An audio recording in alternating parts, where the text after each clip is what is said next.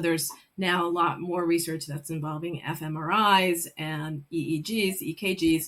But what we're finding is that different systems of the brain kind of lower their activity rate while a person is in hypnosis. So the default mode network, which, for example, really is active when we're ruminating and worrying a lot about ourselves, that one shifts a lot and changes. And so I think that can be a natural way to understand how when there's a lot of food allergy, anxiety, and worry, the hypnosis can kind of help that system, the default mode network, not be so active, not be on high alert, which is a huge one. Today's conversation is one that I was very excited to have and that I've been really excited to share with you. I'm joined by psychologist Dr. Lisa Lombard, who has years of experience in clinical care with children and families living with food allergies, and who is also highly regarded for her work in research with Dr. Ruchi Gupta and colleagues at Northwestern. In this episode, we talk about Dr. Lombard's clinical and research experience in food allergy and how that work led her to create comfort kits to support children experiencing trauma. We also explore Dr. Lombard's extensive work with hypnotherapy, including her leadership involvement with the National Pediatric Hypnosis Training Institute, where she helps to train other clinicians to use hypnosis ethically and effectively to support children and families. If the word hypnotherapy brings up skepticism or curiosity for you, this is a conversation you want to listen to. Dr. Lombard does a beautiful job demystifying what it actually looks like in clinical care, explaining to us the evidence supporting this approach and why it can be such a powerful tool, especially for kids who have been through a lot. Welcome to the Don't Feed the Fear podcast, where we dive into the complex world of food allergy anxiety. I'm your host, Dr. Amanda Whitehouse, food allergy anxiety psychologist and food allergy mom. Whether you're dealing with allergies yourself or supporting someone who is, join us for an empathetic and informative journey toward food allergy calm and confidence. Thank you so much for being here. We have Dr. Lisa Lombard on the show to talk to us, a fellow food allergy psychologist, which is so exciting for me to get to have a conversation with you. Absolutely. Thank you so much for inviting me. I'm looking forward to our conversation. So am I. This is one of those moments where I get to be really selfish on the podcast and have someone on just because I really want to pick your brain and talk to you about what you're doing. So for those who might be listening and aren't familiar with you and your work, can you just give us a little bit of background about how you got involved in psychology and then working with food allergies specifically? Sure. Thank you. I am a clinical psychologist located in the Chicago area, and I have had a general private practice for many, many years after doing some other kinds of psychology like community mental health and psychiatric hospitalizations. But I really then transitioned to having my private practice and working largely with children into adulthood and adults who are managing anxiety and pain and stress. And then about a good 12 to 15 years ago, I also was working as a school-based psychologist and seeing kids preschool through third grade largely. And it started to become apparent that many of the children I was working with also had food allergies. And so I started to do some research and investigate and contemplate. And indeed, it is about 2 kids per classroom of 26 where there was someone with food allergies or a sibling of someone who has food allergies. And also that can elicit anxiety, as you know. So I was starting to see this come together, and my curiosity and intellectual drive to understand how this the two things could coexist, and are they related? So I really became much more interested in working with individuals who are managing food allergies, because it's another iteration of anxiety, a presentation of anxiety with some, as you know, really distinct differences, though, because there really is something to be fearful of. And it's a constant presence, but you have to establish the right balance for each child and family. So I just took off from there. I started doing some work with a variety of allergists here in Chicago, and it became really fascinating. And I also led, for a few years, I was on the faculty at Northwestern Medical School with Dr. Ruchi Gupta's group, CFAR, and was really looking at the psychosocial impact of food allergies and how to manage the accompanying anxiety, and also looking at other populations. So people with asthma and eczema in particular, so atopic disease as a whole. And it's just continued on. Unfortunately, there's a need for it. Absolutely. So you're no longer with that group, but I would love it if you want to share whether it was there or in your practice prior to that in the schools. Do you have any favorite moments that stood out? Any accomplishments that really are milestones for you that you want to share with us?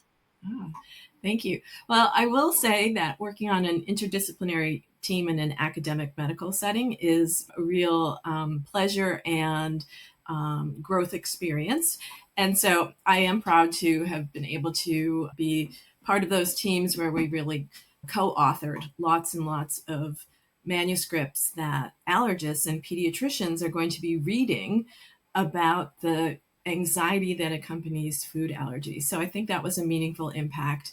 And it was not just within the United States, but I know that internationally we were really starting to work with psychologists in a global way because the world is seeing that we have to figure out some answers and help people's lives be easier related to managing food allergies. So I was able to collaborate with psychologists in Italy and the UK. So it was really fun. That sounds like it would be very inspiring. I love going to conferences and hearing that, like you said, that multidisciplinary perspective and the things that are on the minds and the forefront of the professionals coming at it from different angles is so fascinating to me. Yeah. Another thing that I was hoping you would talk about that I think would be a really helpful tool for our audience to listen to. We've got mostly parents and families, a lot of patients. I want you to tell everybody about your comfort kits and how that came about. Thank you. I love to talk about it. Comfort Kits for Children is really a passion project that I had the pleasure and honor of starting with a colleague, Dr. Bob Deutsch, in 2022. And they're built on years and really decades of experience from some pediatricians who have been mentors and colleagues of mine, both in Minneapolis and around the globe. Comfort Kits are just a simple collection of toys and some instructions with mind-body practices to help children re-regulate their emotions and to manage stress and anxiety. And they first came about, was first used on an oncology service unit in the hospitals. And another pediatrician, Dr. Karen Olness, really put them together and their NGO distributed them to children who were experiencing natural disasters. So they were being used in Asia initially, but since that time, it was kind of on an informal basis that these practices and the guidance for how to use progressive muscle relaxation, how to use distraction on purpose and one's imagination in a way that a child can separate themselves from the current situation so that they can have a little bit of respite and perhaps relax and fall asleep. Different skill sets like that, which psychologists and pediatricians know about, they were informally used. And then in 2022, when the war in Ukraine started, I and other colleagues were asked, well, how can you help these children who are now displaced by war and clearly are having traumatic experiences that will very likely have impact on their adult lives? And, we've been through this before. As adults, we understand the history of it and the connection from childhood to adulthood.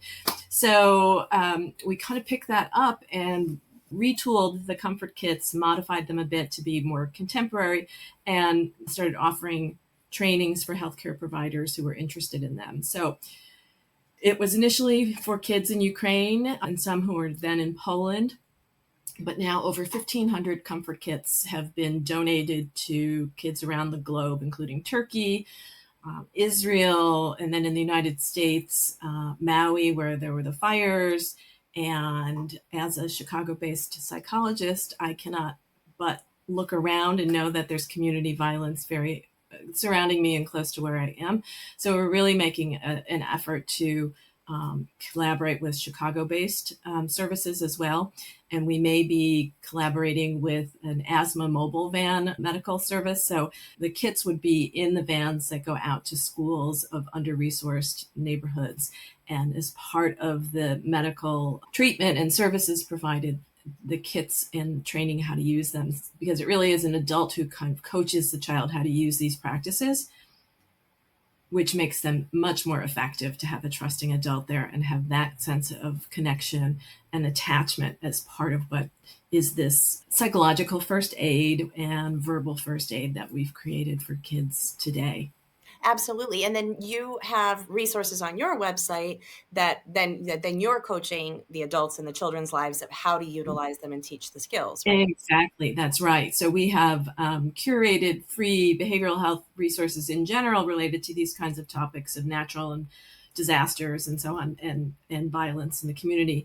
But we also have videos of psychologists pulling out the different items. It's a stress ball, there's 2 animal finger puppets, there's a blank journal with crayons, there's a mood ring or biodots, depending on which version, to demonstrate the connection between using a relaxation training skill and seeing that body temperature changes, which is an indicator of relaxation. So we're really excited because it makes it very tangible for kids. So we have the videos. There's videos of that in Ukrainian.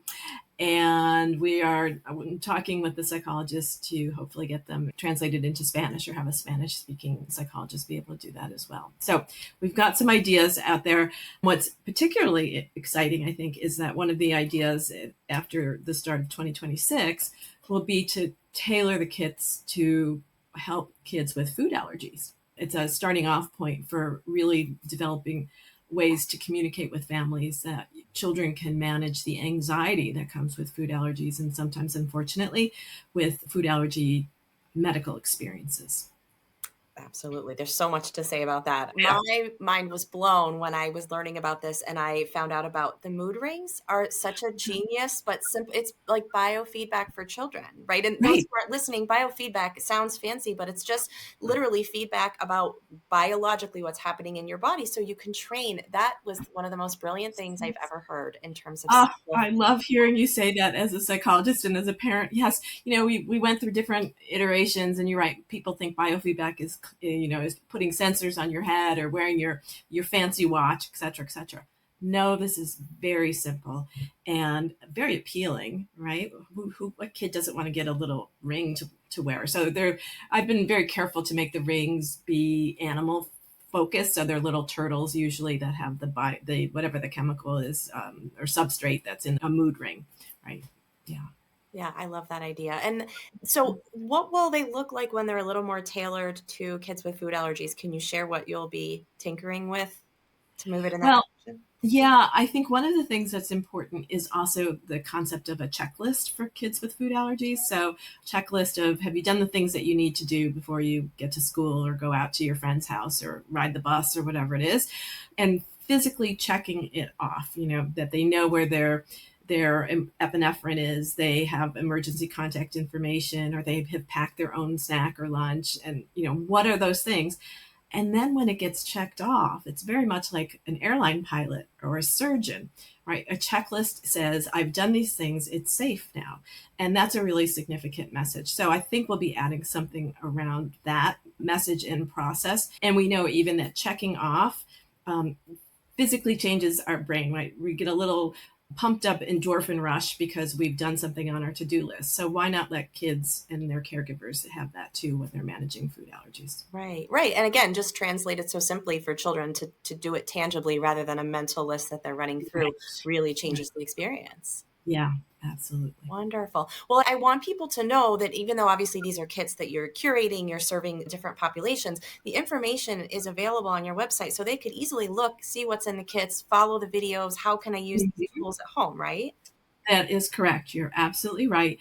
Part of this motivation is these shouldn't be kept secret, right? These are skills that should be pretty low hanging fruit.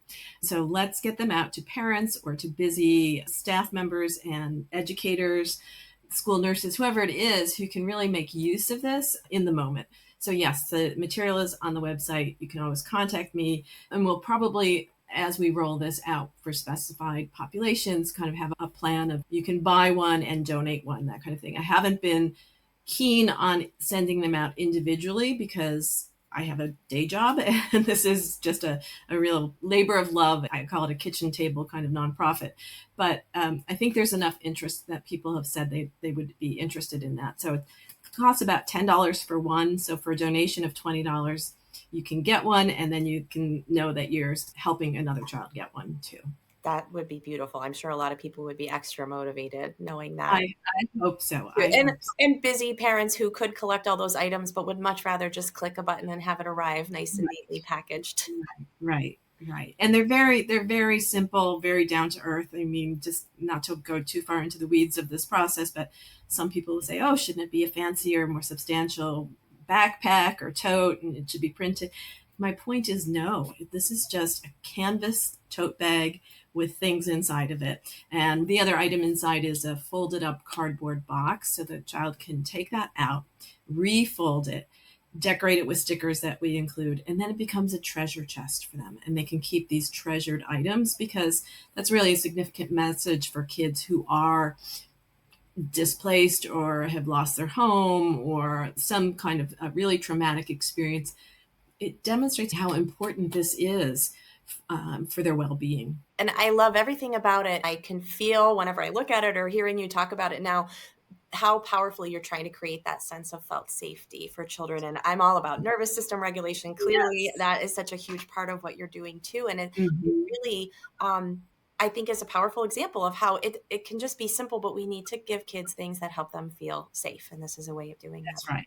That's right. I appreciate you saying that. And as you're an expert and well aware of, safety is that first level issue related to trauma. So nothing good can happen until the child feels safe. Absolutely. So much of this is nervous system and biologically based and trauma informed.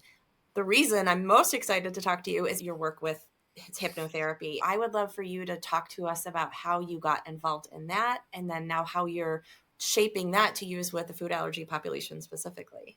Oh, thank you. Yes.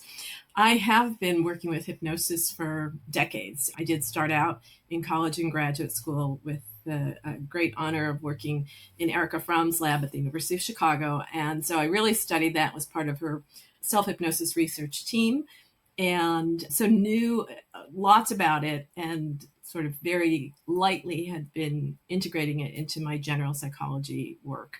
But then I'd say within the last 15 years or so, it became more and more clear to me that it really informed the work I was doing. And even if I wasn't calling it hypnosis, I was using hypnotic language and some suggestions and skills and really emphasizing that mind body connection. And so I kind of leaned into it. And now I'm very active in a lot of professional hypnosis training organizations and teach healthcare providers how to use hypnosis as well. And with the patients and the families who come to me, it's very often part of the work because, as you've been mentioning, the nervous system needs to take a bit of a rest sometimes. So, kids and families with food allergies are really good at thinking about the worst case scenario and at being hyper vigilant about all the sensations going on in their bodies and looking around and seeing the negative things that might be happening or someone not paying close enough attention to the food that was coming out towards their table, so on and so forth. And so that brain is really on high alert, and that can lead to all sorts of implications for chronic illness and the immune system and fatigue and poor concentration and so on and so forth. So if stressors like that can affect a person's functioning, then managing the stress can also improve their functioning and potentially even lessen the degree of things like inflammation or a flare up. So, obviously, hypnosis does not take away a food allergy, but what it does is it softens the surrounding impact of the anxiety and the psychological processes that are going on concurrent with the food allergies. So we know that we're shifting people from a really sympathetic nervous system reaction to more of a parasympathetic. So instead of fight flight, we can work on relaxation and rest and digest, if you will. And it's just a great resetting of the nervous system. So beautifully said. I don't think that many people understand what it actually is. So I don't want to skip too far ahead before asking Mhm. you to explain. I think we have ideas from pop culture maybe and Oh, assumptions that are probably way that's right. off. Like you said, there's probably someone out there claiming they can cure your food allergies with hypnosis. That's not what we're talking about. So please Right. explain to people what this means in a therapeutic context. Absolutely. Thank you. Thank you. Thank you. Yes, unfortunately, there still are myths and portrayals of hypnosis in the general media, even in children's literature. If you look around, there are cartoons and books that show that somehow someone who uses hypnosis will exert mind control over the other person. And clinical or medical hypnosis, when it's done with someone who has proper training in working with children or pediatric population, is really about a very focused attention in an imaginative pursuit. It may or may not involve relaxation, even. And that's really interesting because with adults, we think of it as being a highly relaxed experience, and maybe there might be some imagery or some sort of pleasant retreat to a beach vacation or something. But children don't really want to relax. So it's kind of unrealistic to expect that with a younger child. And it looks quite different. It's really imaginative involvement, being highly absorbed in something. And usually the imaginative involvement is multisensory. So it's what do they see and what do they feel and hear and maybe smell or taste when they're imagining being perhaps in their special place. And it could be a place they've been to or a place they wish they could go to, could be the most recent vacation that we start talking about, and oh, remember how confident and good you felt. And those are moments that can then use what we call natural hypnosis to jump off into building some skills for the future. It is not mind control. The person is not asleep. You're always awake. If there was an emergency in the building, you would respond if your name was called out or someone said fire or whatever, because your mind and your brain are not asleep. It's that it's highly focused. Attention has really narrowed, and a person becomes absorbed in the moment. And during that process, what we know is a person is then more open to suggestion. And so it's the suggestions that the clinician, the provider can offer, and based on the resources that the child or individual has, that leads to change outside of the session in the rest of the week or months that the person is working toward this new behavioral goal. I always say an hour might feel really good if it's relaxation, an adult wants that, but that's not what's going to be helpful. It's going to be helpful when they make changes outside of the therapeutic hour. Right. And I love that you're emphasizing that it makes us more receptive to ideas, trying new things, utilizing Mhm. skills, all of the things that we want Right. to be doing, but we feel stuck taking the steps toward. Am I saying it Right. correctly? Yes, you are. And I think you're helping me to even add to this conversation neuroplasticity, right? So rather than being stuck, that was the cue for me, rather than being stuck on that pathway, being receptive and open to suggestions allows a person to build some new ideas, new patterns, and with neuroplasticity to start to engage differently with the world around them or with relationships or with their own internal thoughts and experiences.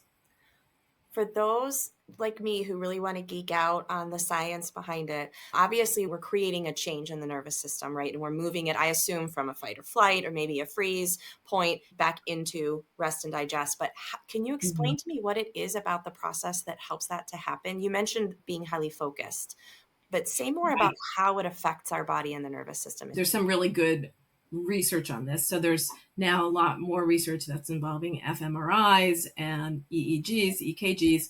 But what we're finding is that different systems of the brain kind of lower their activity rate while a person is in hypnosis. So the default mode network, which, for example, really is active when we're ruminating and worrying a lot about ourselves, that one shifts a lot and changes. And so I think that can be a natural way to understand how, when there's a lot of food allergy, anxiety, and worry, the hypnosis can kind of help that part, that system, the default mode network, not be so active, not be on high alert, which is a huge one.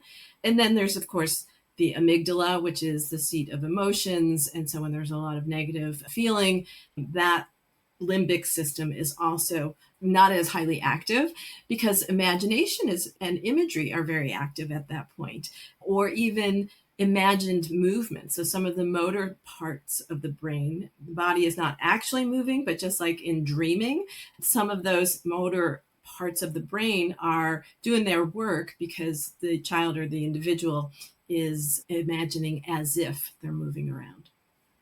Amazing. What does it look like then when you're tailoring this to someone, whether it's the child or the parents of a child with food allergies or maybe an adult with food allergies? How do you approach it in that case specifically? Well, it's a really nice question because it also talks about co-regulation when you bring this up. Because an anxious child almost always has an anxious parent around, and that's understandable, right? So co-regulation means that I also work with the parents to help them learn some of these same kinds of practices so that when the next uncertainty comes along, they can react to it in a little bit of a less anxious, a less reactive way.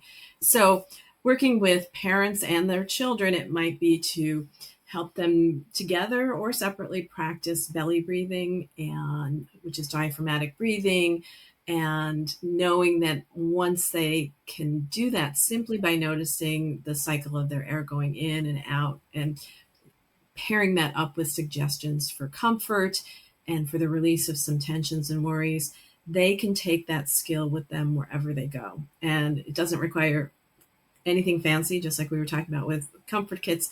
People carry their breath with them wherever they are. So, a couple of those breaths and thoughts. And that's really practicing what we call self hypnosis on your own, doing it on your own. And so, these skills are very transferable for people to practice them throughout the course of their lives and help them with all sorts of challenges. But a session with a child or an adult will have some kind of traditional checking in and talking and reviewing the week. And then it may be a formal segue to, like, let's now do that hypnosis thing. Or it might be very informal, and it might be just that they've been talking about something and really describing it in such detail that it's a perfect opportunity for me to point out that they have shifted their body language, or they look like they're much more calm and relaxed when they're talking about being on the team and doing XYZ. And wouldn't it be nice to be able to feel that way even when they're in the cafeteria where they're really always very nervous and on high alert?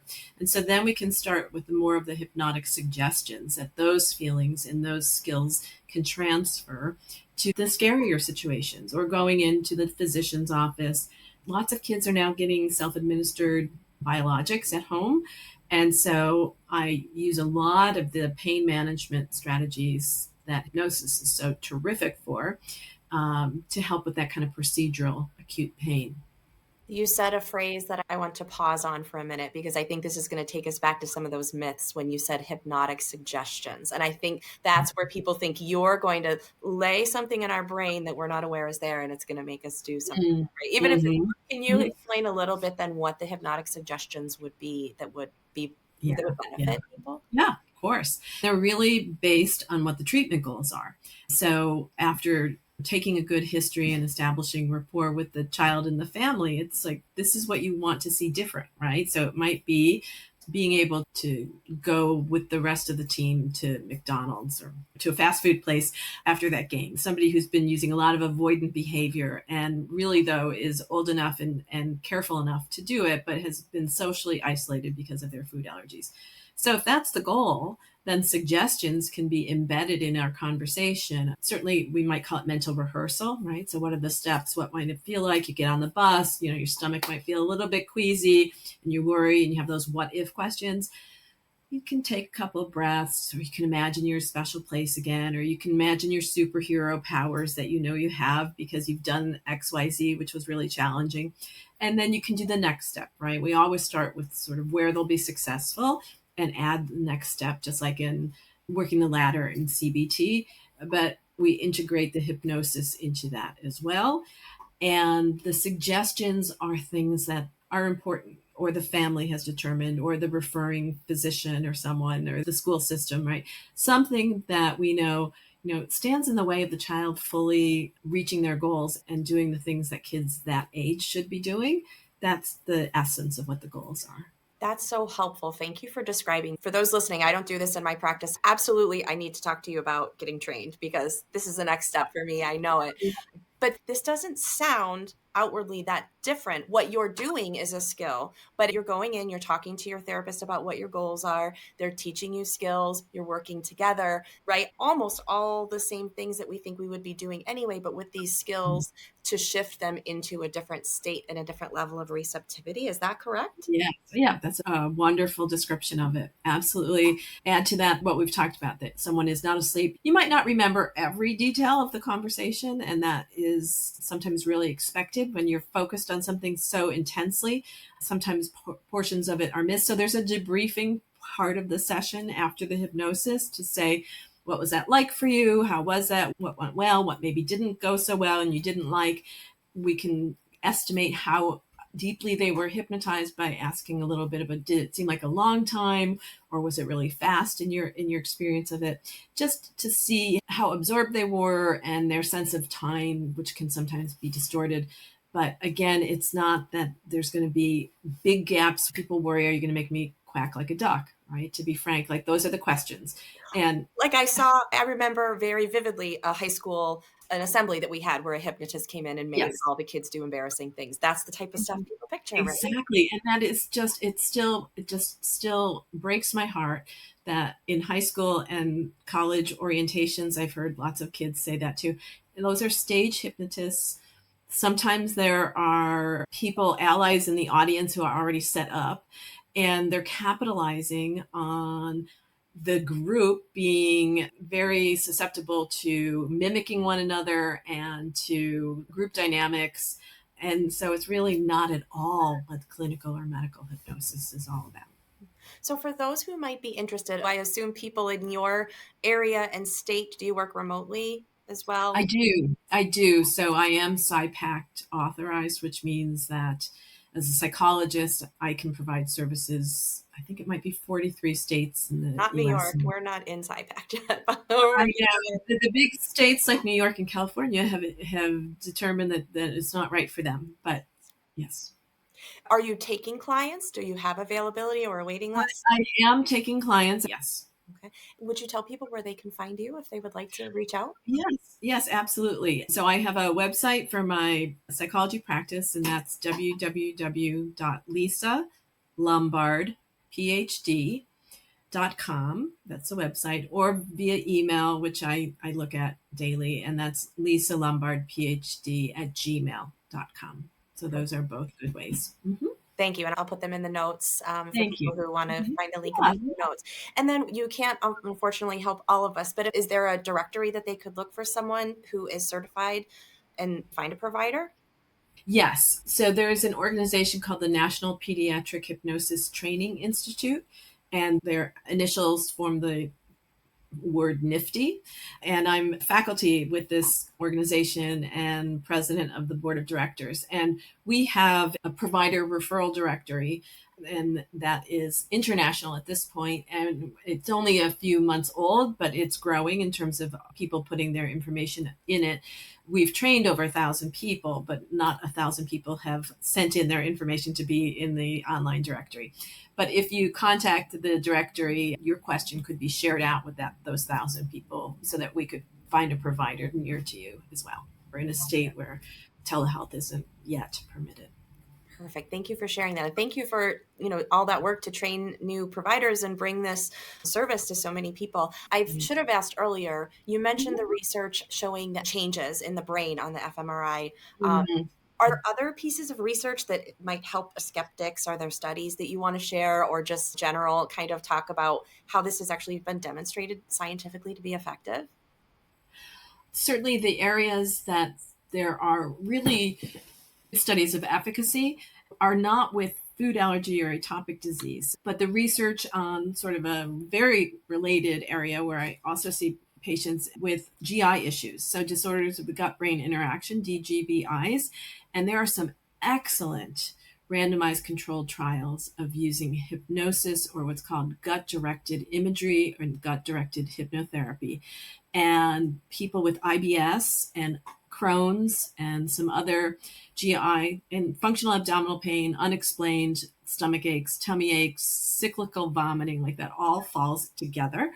And the use of hypnosis to downregulate the gut and the heightened sensitivity and the messaging that's going on from the brain to the gut and the gut to the brain. It can be in person or delivered through audio recordings, and the findings are holding up to 5 years. So I can't emphasize enough that in that domain, there's already the RCTs that are showing, and it's becoming a gold standard of treatment actually for DGBIs. So I would love to see people be interested in figuring out how to translate that for atopic diseases, food allergies, and Absolutely. Well, I'm on board once I learned to do this. Are you still involved in research? I'm not exactly sure if you've completely removed yourself from that. yeah, I have. I'm not involved, but I think it's so important because just as your question suggests, if we don't have the hard science to show that something is effective, it's quite tricky. But I think that in addition to the research with randomized controlled trials, there's also clinical expertise. And so I think that clinical expertise that has really shown over the years that it's a very effective tool for stress management, anxiety, and pain. And so accessible. I mean, you mentioned it can be delivered. An audio recording makes it Right. so much more widely accessible and affordable. It takes down some of those barriers to therapy that a lot of people might put Right. themselves up against. Right, right. It is, we might say that the gold standard would be obviously to be in person with someone, and you're going to get the nonverbal communication a little bit more clearly and feel perhaps a sense of connection and rapport a little bit more deeply with someone in person. But since COVID and the switch to telehealth, the findings are suggesting that delivered um, remotely, it has a high degree of efficacy. That's amazing to know. And that makes sense. I don't know about the work specifically with hypnosis, but that's been shown with therapy in general. You and I Right. logged on and we were saying, like, it's nice to meet in Yeah. video. And I'm so used to it. It does almost just feel the same. Yeah. I have clients I've never met in person. And yet Same. we remember that and we're kind of shocked. We're like, oh, yeah, we've never been in the same room together.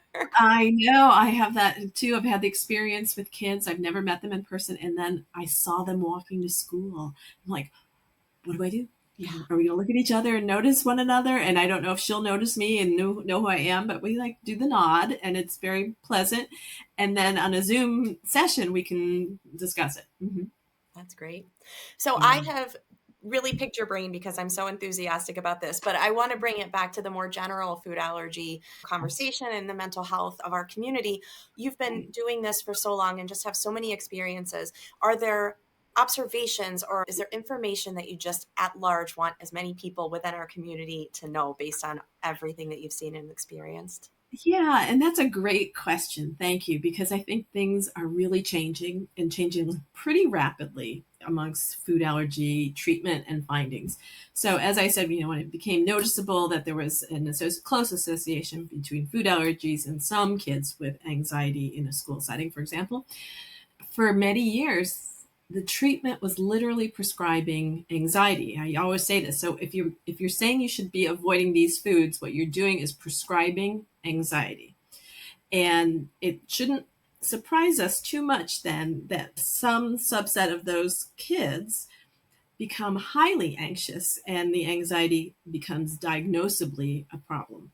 But now food avoidance is not the only treatment. And so I think that's marvelous. So I think that the desensitization protocol, so oral immunotherapy and slit and the patch and adding a biologic to the mixture, all of those things are reshaping what can be done for kids with food allergies. And the families are, I hope, starting to see that too, so that there's more options, more hope, and it becomes a little less intense or dramatic, right? It's a menu of things to choose from. And as families choose, they can add these psychological skills to it all rather than saying the only thing I can do is avoidance and then handle the anxiety that generates. Absolutely. And I want to throw in a plug for one of the things that I say to a lot of the families I work with. great point. I think for some people that is the key to not being so highly anxious and hypervigilant. And I think a lot of those families then are shocked when they do the treatment and they have developed a little window of safety and it doesn't magically go away. So I just like Right. people to also hear, even if you've done that and it's not better, sometimes we have to still retrain, but now we can retrain knowing that we are much safer than we were before. Oh, yes, absolutely. And beautiful. Right. I love the word retrain because that's a lot of what I you Right. do in your coaching. And as you said, it's learned. The Right. anxiety is learned because of what's necessary, so we can Right. learn something new, as you said. But Yeah. it doesn't always happen Yeah. automatically for people when they No, have done treatments. you're right. You're right. Yeah. I think the follow up to that point is also that, for example, so OIT, which is something that I advise a lot on, it may be that the parents start to feel the benefits even before the children do, because the parents are becoming less anxious as the child is going through OIT and tolerating. Now, it's not always smooth. There may be bumps, there may be reactions of different levels, but what the research is showing too, and clinically, is that parents can kind of lower their vigilance and their anxiety and feel like they've done their job as parents. They've gotten their child over this safety versus no safety threshold. And that's really monumental for some families. Absolutely. That's such a great point. Thank you so much for sharing all of this with us. I'm just so honored to meet you finally and have you share all of this with my audience. Well, thank you. I'm really thrilled to have been part of this conversation and your interest and the work that you're doing. And it sounds like there's a lot of synergy and parallels, and I'm excited to learn from you as well. Well, thank you. We'll have to have you back. I'm sure we can think of many more things to talk about. So if you're All willing. right. Okay. I look forward to that. Absolutely. As we wrap up, I hope this conversation leaves you with a broader sense of what support can look like for children and families living with food allergies or any type of medical trauma. Dr. Lombard's work is such a powerful reminder that healing doesn't usually come from doing more or pushing through, but often from pausing and helping the nervous system feel safe enough to soften. Before you go, here are 3 action steps you might consider. First, take a look at the comfort kits that Dr. Lombard and her colleagues have created. Whether you're a parent, a clinician, or an educator, these tools offer a tangible way to support kids through moments of fear, medical procedures, or trauma. I'll link the website in the show notes that you can explore. It's comfortkitsforchildren.org. Second, if hypnotherapy sparked your curiosity, consider learning more about it or searching for a trained hypnotherapist. The organization that Dr. Lombard spoke about that focuses on pediatric hypnotherapy, the National Pediatric Hypnosis Training Institute, or NPHTI, NPHTI.org. And that will be in the show notes as well. And if you're interested in working with Dr. Lombard directly, you can find her website at lisalombardphd.com, LISALOMBARDPHD.com, and that will be in the show notes as well. If you found this episode meaningful, please consider sharing it with someone who might benefit or leaving a review so more families and clinicians can find these conversations. Thanks for listening, and I'll see you next week. The content of this podcast is for informational and educational purposes only and is not a substitute for professional medical or mental health advice, diagnosis, or treatment. If you have any questions about your own medical experience or mental health needs, please consult a professional. I'm Dr. Amanda Whitehouse. Thanks for joining me. And until we chat again, remember, don't feed fear.